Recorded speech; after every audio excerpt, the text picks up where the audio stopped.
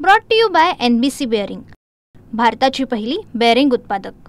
माननीय प्रधानमंत्री महोदयांना एक निवेदन मी दिलेलं आहे माझ्या वतीनं आणि आमच्या दोन्ही उपमुख्यमंत्र्यांच्या सहीने हे निवेदन आम्ही त्यांना दिलेलं आहे आणि त्यांना एकूण महाराष्ट्रातल्या पूर परिस्थितीची सगळी कल्पना मी दिली, कशा पद्धतीचं नुकसान झालेलं आहे त्या संदर्भात सांगितलं आणि त्यांना विनंती केली की आम्हाला NDRFच्या माध्यमातून भरीव मदत करा आणि जेवढी जास्तीत जास्त मदत करता येईल तेवढी मदत आपण करावी। त्यांनी देखील त्याला सकारात्मकता दाखवलेली आहे आणि त्यांनी सांगितलं आहे की लवकरात लवकर तुमचा प्रस्ताव येऊ द्या, तो प्रस्ताव आला की आम्ही त्याच्यावर कारवाई करू आणि जेवढी जास्तीत जास्त मदत करता येईल ती मदत करण्याचं आश्वासन देखील माननीय प्रधानमंत्री महोदयांनी त्या ठिकाणी दिलेलं आहे। या व्यतिरिक्त माननीय प्रधानमंत्री महोदयांकडे महाराष्ट्र डिफेन्स कॉरिडॉरच्या संदर्भातही एक प्रेझेंटेशन मी केलेलं आहे, ज्याच्यामध्ये मी त्यांना हे लक्षात आणून दिलं की एक डिफेन्स मॅन्युफॅक्चरिंगची मोठी इकोसिस्टीम महाराष्ट्रात तयार होते, ज्याच्याने डिफेन्स मॅन्युफॅक्चरिंगला बूस्ट मिळेल, ज्याच्यामुळे अर्थव्यवस्थेला फायदा होईल आणि ज्यातनं मोठ्या प्रमाणात रोजगार निर्मिती होईल आणि 3 ठिकाणी हा कॉरिडॉर आपल्याला करता येईल हे आपण त्या ठिकाणी दाखवलेलं आहे। ज्यामध्ये पहिल्यांदा आपण हा जो कॉरिडॉर आहे त्यातला एक भाग पुणे, अहिल्यानगर आणि छत्रपती संभाजीनगर इथे आपण करू शकू। दुसरा भाग जो कॉरिडॉरचा आहे तो आपण नाशिक, धुळे वगैरे या भागात करू शकू आणि तिसरा जो आहे तो नागपूर, वर्धा, अमरावती या भागामध्ये आपण करू शकू। तर अशा प्रकारे तिन्ही ठिकाणी तो कसा होऊ शकेल याचा एक रोडमॅप आणि त्या संदर्भातलं एक संपूर्ण त्याचा अभ्यास केलेलं बुकलेट हे मी माननीय प्रधानमंत्री महोदयांना दिलेलं आहे। त्याच्यावरही त्यांनी सकारात्मक अशा प्रकारची भूमिका घेतलेली आहे।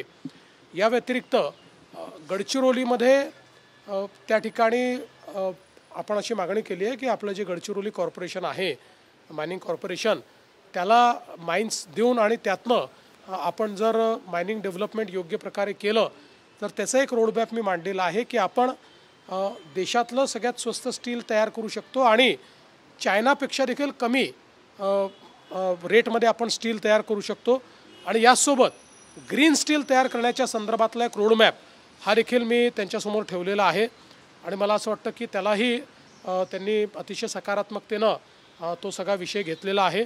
त्यातनं जे काही आपल्याला गडचिरोलीला एक प्रकारे स्टील हब तयार करायचं आहे आणि देशाची स्टीलची गरज ही गडचिरोली भागवू शकतं अशी जी एक व्यवस्था आपल्याला उभी करायची आहे त्याला याच्यामुळे एक मोठा बूस्ट मिळणार आहे। त्यामुळे या व्यतिरिक्त अजून काही लहान मोठे विषय होते की ज्याच्यावर मी त्यांना ब्रीफिंग केलेलं आहे। ईज ऑफ डुईंग बिझनेसमध्ये महाराष्ट्र काय करतो आहे याही संदर्भातली सगळी माहिती मी त्यांना त्या ठिकाणी दिली आहे आणि कशा प्रकारे आम्ही आता अधिक सुलभता आणण्याचा प्रयत्न करतो हे देखील मी त्यांच्यासमोर प्रेझेंट केलं।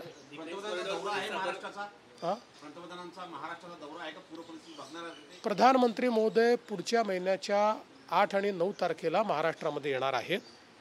पूर परिस्थितीच्या संदर्भात आत्ता तरी अशा प्रकारचा दौरा नाही।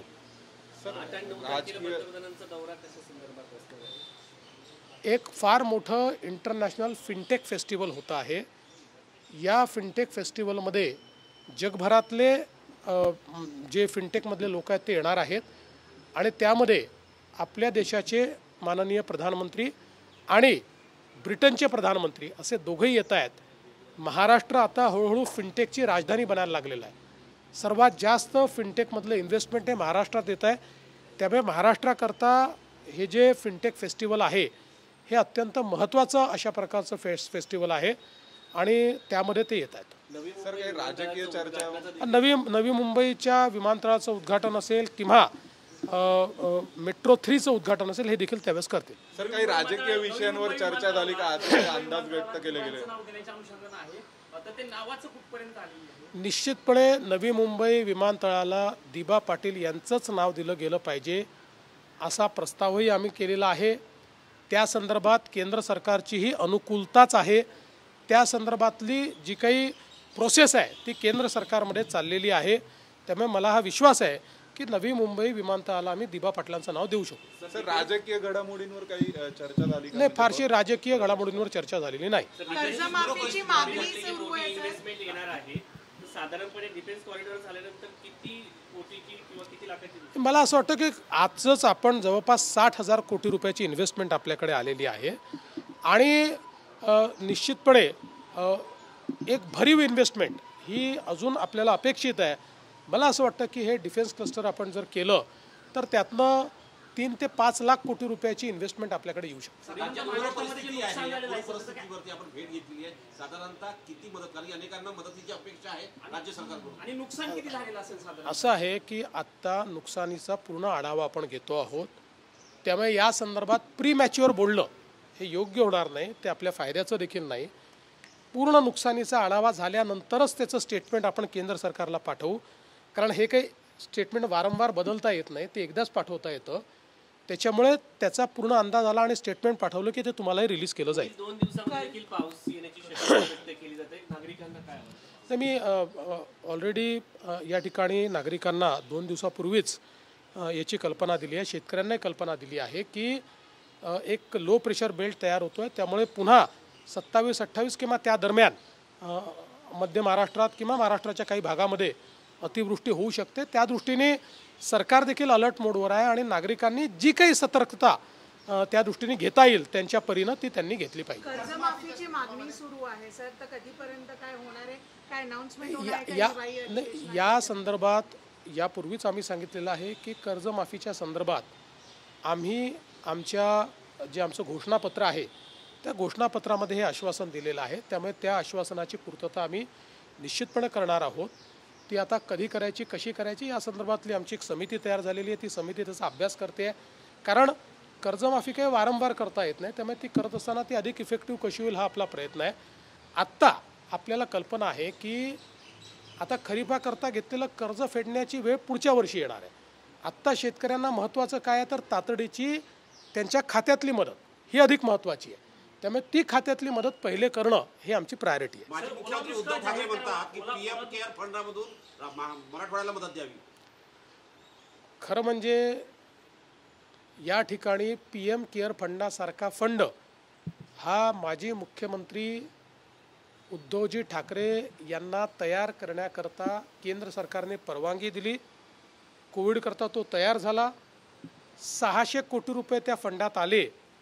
एक नवा पैसा देखील ते खर्च करू शकले नाहीत आणि आज अवस्था अशी झाली आहे की तो फंड CAGच्या नॉर्म्सप्रमाणे कोविडकरता तयार झाला आहे, त्यामुळे इतरत्र खर्च करता येत नाही. त्यामुळे आता त्याच्या नेमकं काय करायचं या संदर्भात आमच्यासमोर प्रश्न आहे. त्यामुळे 600 कोटी रुपये आपल्या फंडात असताना, लोकांनी ते दिलेले असताना आणि लोक पटापटा मरत असताना एक नवा पैसा जे खर्च करू शकत नाही, त्यांनी कोणाला किती शहाणपण शिकवावं हे देखील ठरवलं पाहिजे. Brought to you by NBC bearing, भारताची पहिली बेअरिंग उत्पादक.